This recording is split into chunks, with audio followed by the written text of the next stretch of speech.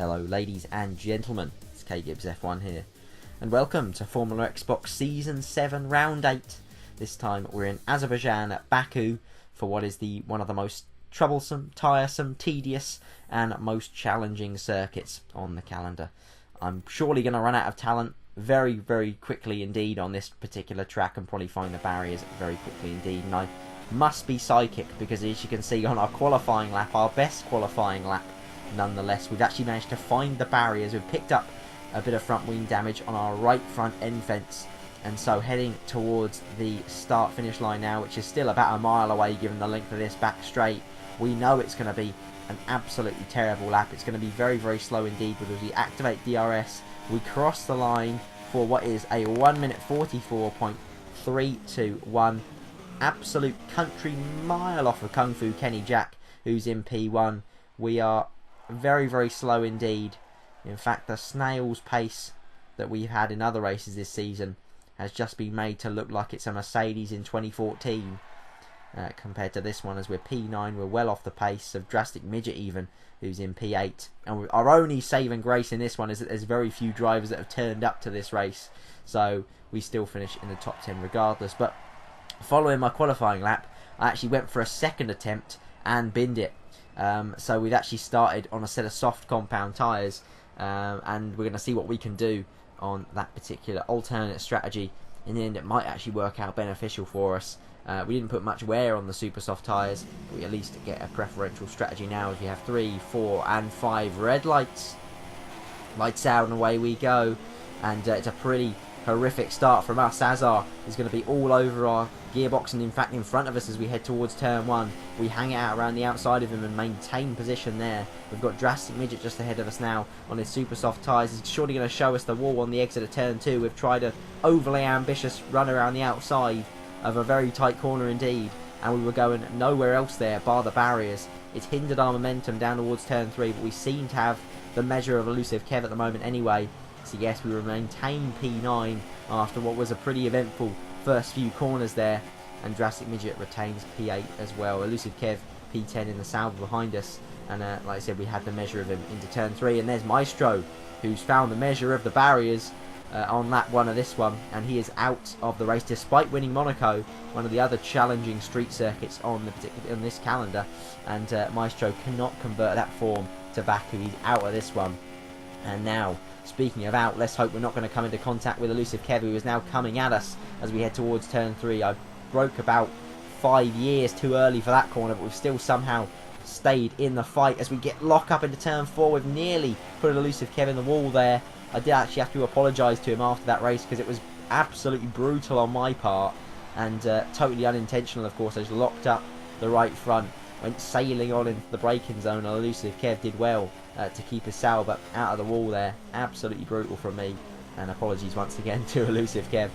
And as we see a virtual safety car deployed, it's not Elusive Kev who's found the barriers, or it's not Maestro who has already found the barriers, but it's a new victim of the Baku walls, and it is the Mighty Midget, who has, I believe, been another victim of lag once again. And we've seen him so often this season be a victim of lag crashes.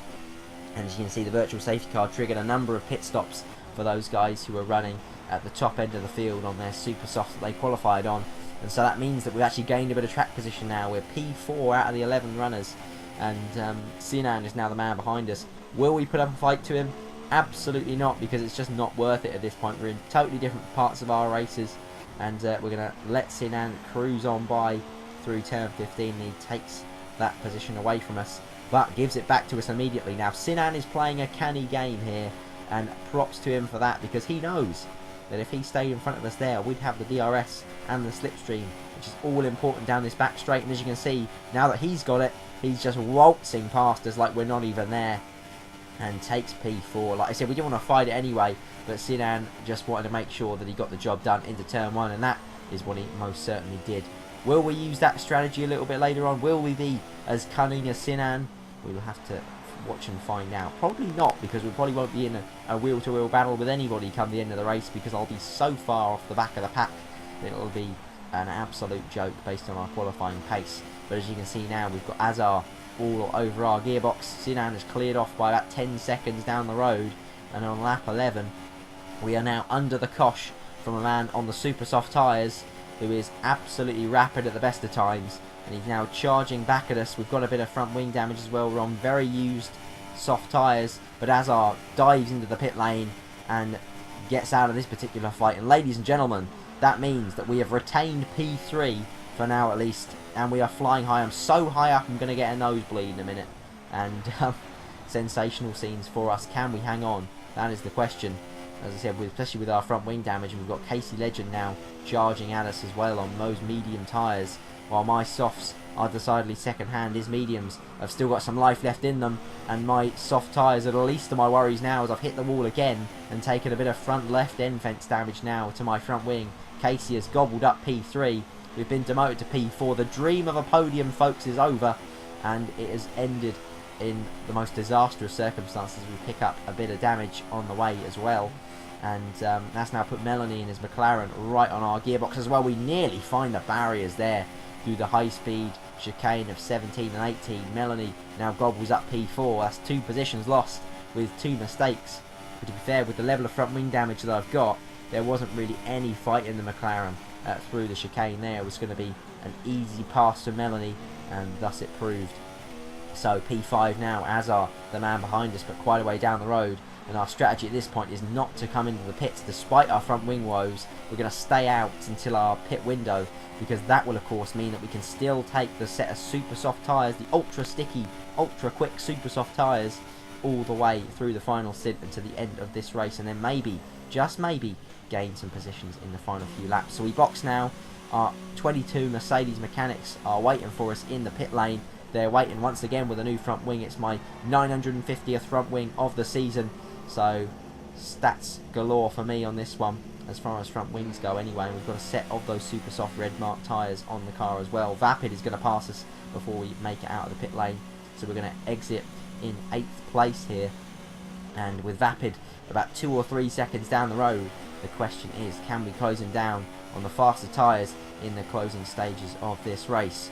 Well, the answer is we can close him down a little bit, but in between us we're soon going to find a Drastic Midget in his Williams. Now Drastic Midget was flying high in this one. He didn't have any of the dramas that we had, and really did have quite good pace compared to us as well, but a bit of front wing damage late on has scuppered his progress. We saw earlier how much it hindered my progress when I had a yellow front wing, and Drastic Midget is finding out now just how damaging to your pace it can be.